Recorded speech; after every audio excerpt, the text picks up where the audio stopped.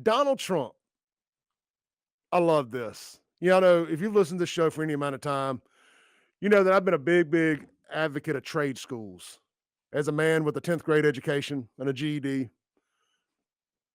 and a trade school degree, an associate's degree from Hines. I mean, I did finish up school. I'm a big advocate of trade schools. I'm a big advocate of putting shop classes and stuff of that nature in high schools. You know, we always talk about that. We always say, man, put shop class back in schools. Man, I got to go to Brandon High School recently as with my buddy Jay Rowland with the Army National Guard invited me out there to be a judge on an MRE cooking competition that the culinary folks were doing. Now, I didn't visually go see that they had a shop, but they have a culinary kitchen. Apparently, Clinton's is like just world class, and I haven't seen it with my own eyes, but I've heard enough about it to verify that Clinton apparently has a phenomenal world class culinary classroom. The culinary classroom is a bit of a understatement, but Brandon also has a phenomenal culinary department. And I mean, with full Viking stainless cooking units, multiple stations, the whole 9 yards.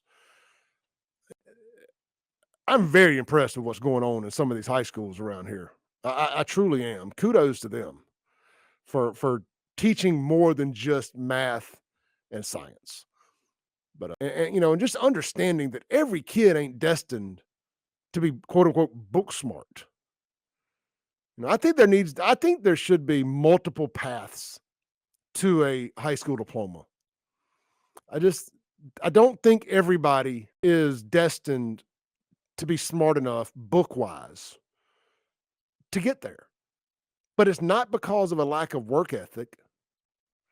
It's not because of attendance issues. It's just everybody ain't built like that.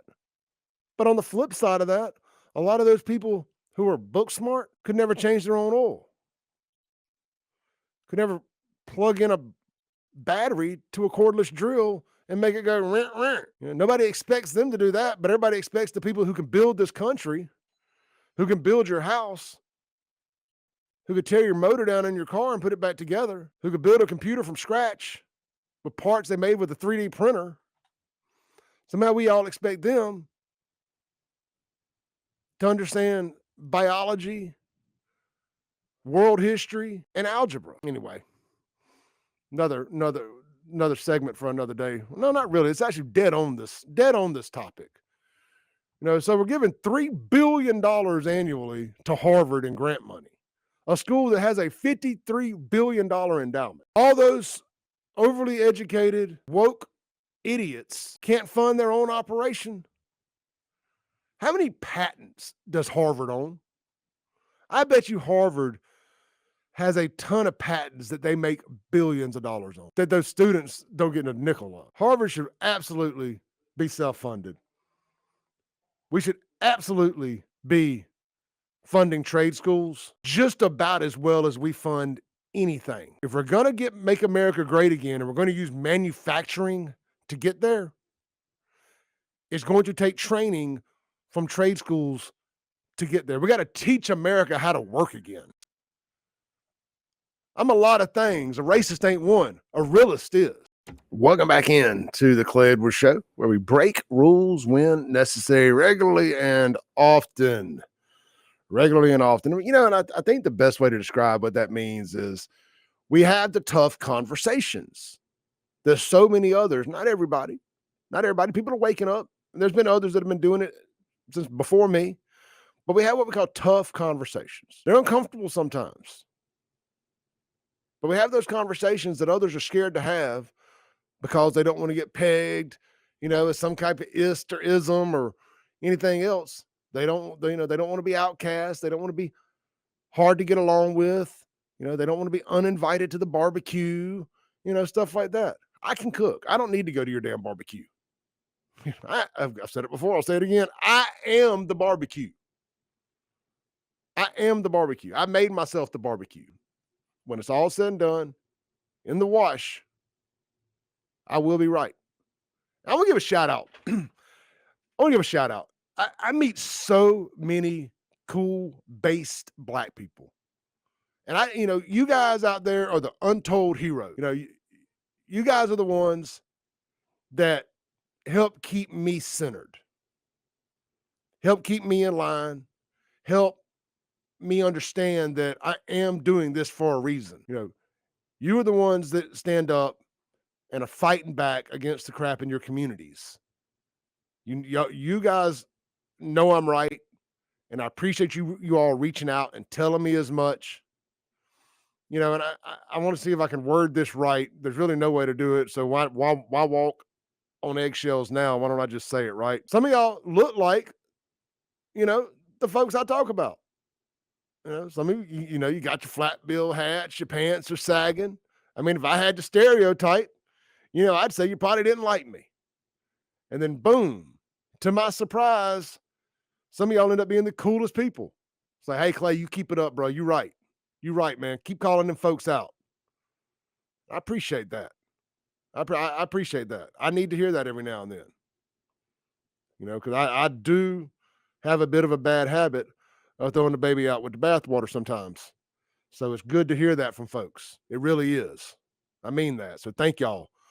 I know it takes a lot in your communities because all the knuckleheads, to stand behind me, to stand shoulder to shoulder with me. So thank y'all. I'm calling them, they're called technicians now, and they've earned that name. They are not just mechanics anymore. They are automotive certified technicians. I mean, that damn Raptor I drive's got a 10-speed computer as the transmission. Bubba, the shade tree, ain't working on that thing. I mean, that takes a legitimate certified technician. I mean, I don't know how many, that's what those guys, I've told this story before. Those guys are the highest paid people at the dealerships sometimes. I mean, I know for a fact when I was working at a local Ford store that the diesel transmission guy, maybe he worked on all transmissions, but the diesel transmission technician, first number in his yearly pay started with a 2, made over $200,000 a year. You think if there was 50 of him readily available in the Rankin County area, that he could have got that kind of money? Absolutely not. Supply demand. I'm telling you, if you're young out there right now, do your research on these kind of jobs. Find out who's charging the most money, who can get the most money to work. They're able to get that kind of money because there ain't a lot of them doing it. My buddy Matt Phillips does appliance repairs. Phillips Appliances, shout out to them. I don't know a lot of people that do appliance repairs. I know it's a multi-week wait to get them to come to your house. Air conditioning guys in the summer, need more of those. Those are good paying jobs. AI ain't replacing it. You got to start looking at that too in the future. Can AI replace you? If AI can replace you, hey, I'm not just talking to kids anymore. I'm talking to grown-ass men and women out there. It may be time for you to get in trade school. Lawyers, a lot of y'all are going to be replaced. A lot of lawyers are going to be replaced. I looked up, man, and these 3 flags, it was the Mississippi flag, the American flag, and the city of Jackson flag, which I had no idea the city of Jackson even had a flag. I can't believe it's not a cockroach on it, to be honest with you. But the city of Jackson does in fact have a flag. And they were all beaten, tattered, torn, just wore out, just strands of them flying. I mean, it looked like they had been through a legit battle, which I'm in defense of them. They kind of have. They're in downtown Jackson. They've seen a lot.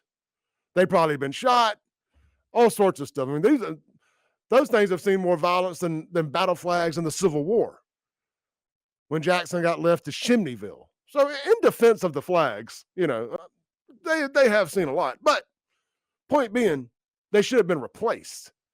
Like, nobody thought to themselves, let's replace the flags. They look like hell in a handbasket. Let's put them in a museum or something. Frame them, hang them in the office. Something. No. So I take pictures of them. I post them. I tag all the appropriate parties. The flags get replaced by the next day. And Fat Melvin, that runs the social media for the city, one guy I hope does not get retained by John Horn, is Melvin. Fat ass punk. Runs the social media for the city. And he posted the picture and said, called me a liar and said the flags had never needed to be changed, that there's nothing wrong with them. As he posted a picture of the new flags, that's called gaslighting, but it's just comical. That's the battles that going on in the city of Jackson. These are the people that we expect to give a damn about the fallen firefighters memorial parking. It's the same people who can't keep the very flags up to date and clean and changed and taken down when they're supposed to take them down, flown at half mast when they're supposed to be flown at half mast. But I bet they flew it half mast for George Floyd. Bet they didn't have a problem flying at half mast for that. Jackson, Mississippi. Something that has got me, I'm just going to say it right here, pissed off to the 10th degree. And it happened on Memorial Day weekend nonetheless. Our fallen firefighters memorial in Jackson. Now, I said I was going to quit talking about Jackson so much, and I've stuck to my promise. Unless they did something that pissed me off. And this qualifies as something that's really grinded my gears, as Peter Griffin would say. Dave Berry posted this to the Jackson Fallen Firefighters Memorial page on Facebook. I shared it to my big Facebook page. He said, today, I think this was on Saturday. He said, today, I went to the memorial. There's a fallen firefighters memorial right there in front of the old, I think it's Precinct 1 or Station 1. It's the Convention and Visitors Bureau for Jackson now, I believe. Right on the corner of Pearl and right next to City Hall. Anyway, right on the corner of Pearl Street and one of those side roads. He said, today I went to the memorial to do some routine groundwork, weed eating the grounds at the memorial and around the station. Since the memorial is in the Tour of Honor this year, efforts have been taken to keep the grounds looking good. Since the city of Jackson does absolutely nothing at the memorial site, upon arrival, I find that parking stripes have been painted on the brick drive at the memorial while we have a no parking sign in front of the memorial. Guys, literally, you can go look at the pictures on my Facebook. They painted parking stripes on gorgeous bricks, for one thing. Don't they know slaves laid those bricks? If they had known slaves laid those bricks, I can assure you, you wouldn't even be allowed to walk on them. But they didn't think that far ahead because they don't think. They just do. I mean, they are desecrating the memories of the slaves that laid those bricks by allowing cars to park on them. They're also desecrating the memory of those firefighters who gave all to allow cars to park in front of the memorial where it clearly says no parking. He says we apparently can't get any respect for what the memorial stands for. 3 vehicles were parked on the grounds with one backed right up to the memorial.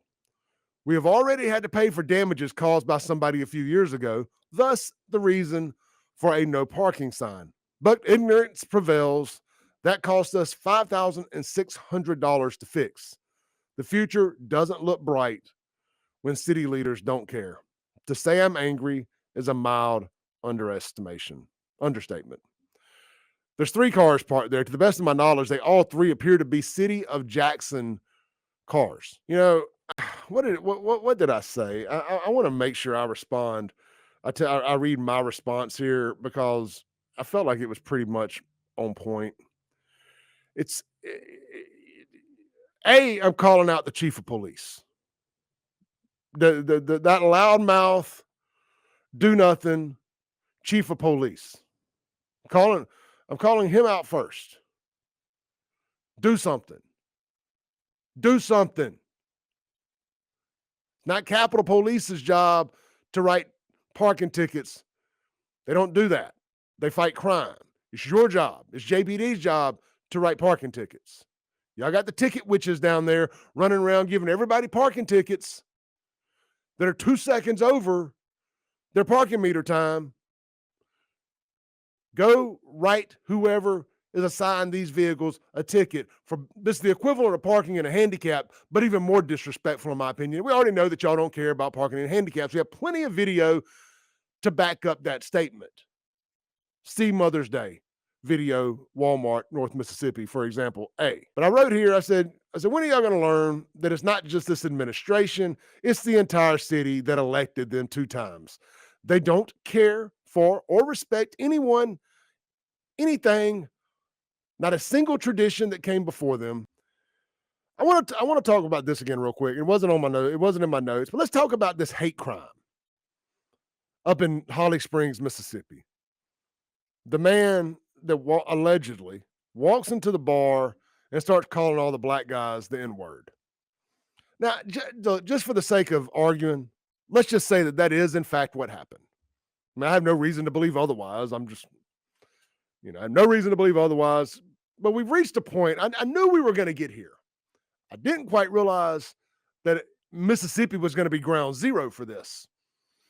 But I knew we would eventually get to this point where somebody being called the N-word was going to be a criminal defense for an overly emotional bunch of people overreacting and assaulting or killing somebody. Man, to call me the N-word. Yeah, I mean, words are not weapons. Now, I know people treat them as such, but words are not weapons. And yes, I do believe there is such things as fighting words. And yeah, look, I don't disagree with you. If somebody walks up and calls you the N-word, I do, in fact, think you should punch them in the face. There's an entire generation of us white people, that grew up as unracist as a crew of people could have been. We truly treated our black brothers and sisters exactly like we treated our white brothers and sisters and friends. Treated people no differently. And when Trump came down that escalator, really, I think it probably started with Obama. It's like if we didn't vote for Obama, we suddenly lost our invitation to the barbecue. But it wasn't an instantaneous thing. It happened over about 8 years. And then when Trump came down that escalator and tore a hole in the space-time continuum, and you basically had to pick a side, if you picked Trump, we were told, you ain't my friend no more, you're a racist. And well, that was at that moment that I just had to make a decision. I didn't choose to be a racist, but I'd absolutely pick Trump because I wanted to make America great again. And I saw what direction the Democrats wanted to take it with globalism and the NWO and open borders and everything else. And it was our black friends that betrayed us. It was not us that betrayed. That's why I have black fatigue. Because I sat there and did everything to not be racist, to put my black friends equal with everybody, and even in front of, in a sense of trying to maybe make up for the past. And none of that mattered. None of that history, none of that lived experience, none of that mattered the second I didn't do what I was told by not supporting Trump or voting for Obama. None of that mattered. And that's why I'm not scared to call this crap out now. It's because it didn't matter how much work, how much love, how much everything I put into it mattered. It all got thrown out the window, with the exception of my relationship, not just, but my relationship with my friend Marvell. I highlight that because through all of our political differences, I still love that man. I still call him my brother. And I would take a bullet for him today. But so many other of my black friends, those relationships got lost because my history didn't matter. It was only what was in front of them right now, as they were brainwashed into the Trump is racist camp. And if you voted for Trump, you too were a racist by proxy, which is nonsense. The flags get replaced by the next day, and Fat Melvin that runs the social media for the city, one guy I hope One guy I hope does not get retained by John Horn is Melvin. Fat ass, punk. Runs the social media for the city. And he posted a picture and said, called me a liar and said the flags had never needed to be changed, that there's nothing wrong with them. As he posted a picture of the new flags, that's called gaslighting, but it's just comical. That's the battles that going on in the city of Jackson. These are the people that we expect to give a damn about the fallen firefighters memorial parking. It's the same people who can't keep the very flags up to date and clean and changed and taken down when they're supposed to take them down, flown at half mast when they're supposed to be flown at half mast. But I bet they flew it half mast for George Floyd. Bet they didn't have a problem flying at half mast for that. Jackson, Mississippi. Oh man, this is the Clay Edwards Show. We'll be right back here live on 103.9 FM WYAB. The thing I was going to talk about initially was, and I kind of copy and pasted myself a little out of line here, was the big old black mass shooting there in Myrtle Beach, South Carolina. 11 people shot after Big Gay Al's big boat ride. I'm sorry, different story. After Big Black boat ride, not Big Gay Al's boat ride. We're going to talk about South Park later. I'm getting excited thinking about it. I think that episode's been banned off of the new Paramount Plus streaming that they were going to do. But anyway, there was a big old festivity, big boat ride as part of Myrtle Beach Black Bike Week. That's what they call it. See, this is a great example. And I put a clip up the other day from this show as a reel. And it was me ranting about y'all always getting offended at me talking about race. Clay, why you always got to talk about black? Because y'all do, was my point. Y'all do. Everything is about black. Y'all put it in front of everything. Just let people know. This is black. We knew. I saw the flyer. You didn't have to tell me. I was aware, stunningly aware. You didn't have to add that it was black. I knew. Anyway, Black Bike Week in Myrtle Beach ended with some type of big boat ride, and you can find the video online of the boat ride. Vision like the friendship boat that used to be out on the reservoir, a little more modern. You know, it actually looked kind of like a yacht. Multiple stories. And it was loaded down, son. Loaded down. I mean, truly, I'm not being sarcastic. It looked unsafe. It really did. It looked unsafe, that many people on that boat. It could have tipped over at any point. But apparently when they got back to dock, they were unloading around 100 people, and 100-person brawl broke out. Actually, there was more than 100 people on the boat. But they said that a big fight broke out, being reported that around 100 people were fighting, and somebody decided to start shooting. 11 people got shot. Fortunately, or unfortunately, depending upon your perspective, nobody got killed. I mean, sometimes it's addition by subtraction with these things. Let's just be honest. You know, it's like the murders in Jackson. They're called community improvement killings. Yeah, I said it.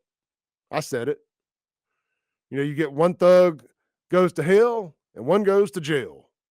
It's really kind of a win-win.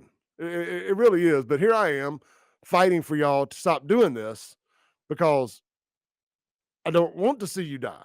I don't. And I want to see you get your life right and become a productive member of society. Like, I can compartmentalize. Everything doesn't have to be MAGA stamped and approved for me. You go over here and you keep making America great again, and let us worry about Mississippi. You know, so I don't need Trump's approval to vote for Shad if I choose to vote for Shad. That's just my opinion. Looking at the other potential candidates, you know, no knock on any of them. I just don't know that a Trump stamp of approval changes my mind one way or another on anybody. It's going to be what have they done and what can they do for Mississippi for me We got a bunch we're going to talk about today. This wasn't really part of it, but I needed to burn about a minute here for our next break. For me, economic development, economic development, economic development has got to be what we're focused on for the next 10, 15, 20 years in Mississippi. Because if you take care of that, it's like broken window policing. A lot of other things will take care of themselves. If the money is flowing, money will go where it feels safe. If money feels safe, that means police and all is doing its job. So that's kind of what I'm looking at. Economic development, of staying tough on crime, fraud, all that. So let's take a break. I'm calling them, they're called technicians now, and they've earned that name. They are not just mechanics anymore. They are automotive certified technicians. I mean, that damn Raptor I drive's got a 10-speed computer as the transmission. Bubba, the shade tree, ain't working on that thing. I mean, that takes a legitimate, certified technician. I mean, I don't know how many, that's what those guys, I've told this story before. Those guys are the highest paid people at the dealerships sometimes. I mean, I know for a fact when I was working at a local Ford store, that the diesel transmission guy, maybe he worked on all transmissions, but the diesel transmission technician, first number in his yearly pay started with a 2, made over $200,000 a year. You think if there was 50 of him readily available in the Rankin County area, that he could have got that kind of money? Absolutely not. Supply demand. I'm telling you, if you're young out there right now, do your research on these kind of jobs. Find out who's charging the most money, who can get the most money to work. They're able to get that kind of money because there ain't a lot of them doing it. My buddy Matt Phillips does appliance repairs. Phillips Appliances, shout out to them. I don't know a lot of people that do appliance repairs. I know it's a multi-week wait to get them to come to your house. Air conditioning guys in the summer, need more of those. Those are good paying jobs. AI ain't replacing it. You got to start looking at that too in the future. Can AI replace you? If AI can replace you, hey, I'm not just talking to kids anymore. I'm talking to grown-ass men and women out there. It may be time for you to get in trade school. Lawyers, a lot of y'all are going to be replaced. A lot of lawyers are going to be replaced. Now, this is a whole nother rant, kind of tying some of this together. Something I'm really fed up with is the media taking local stories. Now, I think this is a national story. Anytime 11 people get shot and there's a mass shooting, I think that is a national story. I think Myrtle Beach should ban Black Bike Week, because it's racist. You should not be able to advertise any event by its race. You should not be able to advertise black anything or white anything. You shouldn't be able to. Could you, and this isn't even what I was going to talk about, but could you imagine if we decided to market White Bike Week and we called it that? Now some people are like, oh, Clay, everybody knows that anytime you have regular bike week, that means it's white. No, it means everybody's invited, you idiot. Y'all choosing not to come doesn't mean that you're not invited. Now, I'm not saying white people aren't invited to Black Bike Week. I'm sure they are. I'm sure there's a bunch of snow bunnies there. But the name of it doesn't exactly scream inclusive. Anyway, I'm so tired of these news channels taking hyper-local stories and turning them into national stories to create divisiveness amongst people. Think about this for a second. The Carmelo Anthony and Austin Metcalf story. That shouldn't be a national story. That should not be a national news story. That is a very hyper-local, tragic incident where a kid got murdered. It wasn't self-defense. A kid got murdered. But because there's a racial narrative, it got turned into a national story. Shiloh Hendricks, a white woman calls a black kid the N-word in a park in Minnesota. That's a local story. It's not a national story. except for the racial narrative. And because it's an opportunity to say, oh, look, the white supremacy is everywhere. You can't even hide from them in the parks. It doesn't matter if you provoke them. They're not allowed to think like that. That's wrong think. She should be arrested for racisms. That's what they literally want this woman arrested for racism. Racism is not a crime. Whether you agree or disagree with it, it's not a crime. And if you're going to start arresting people for racism, just like the current prison landscape, it's going to be a lot more black people in jail than white. I'm just telling you. I know way more black racists than I do white. There's going to be a lot more black people in jail than white if you start legitimately arresting people for racism. Have you seen how they treat Asians?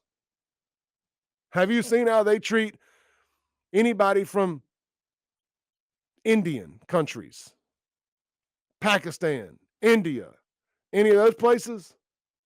Trust me, be a lot of black folks in jail for racism. Again, it's not a national story.